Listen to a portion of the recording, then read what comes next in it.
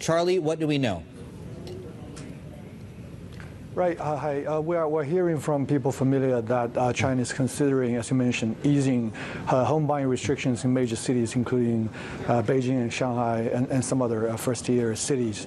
As you know, there has been a lot of restrictions, for people buying houses in the property market because of the runaway, prices a few years ago.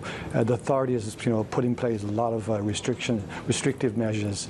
So including one that, prevent people with a mortgage record, from borrowing more from the banks. So under the current rule, under the latest policy, we're hearing that people who've had a mortgage borrowing record will be treated as a first-time home buyers. That means they can borrow more from banks and also will be subject to less restrictive borrowing terms.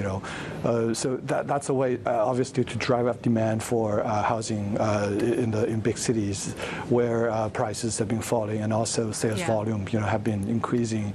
Yeah. Charlie, from a scale of 1 to 10, if true, this scoop, we're going to see more easing of mortgage rules and the like here. I mean, how big of a deal is this in this whole spectrum of stimulus?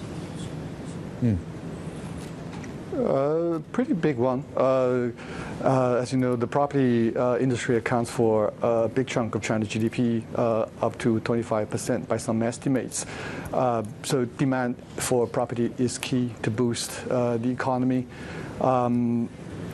The policy, represent a major shift, probably if confirmed, in China's housing policy.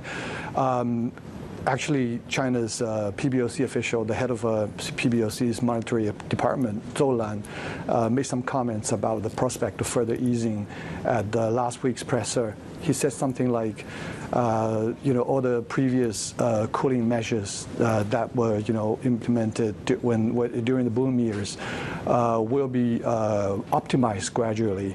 So that kind of signal that more, easing is in the cards.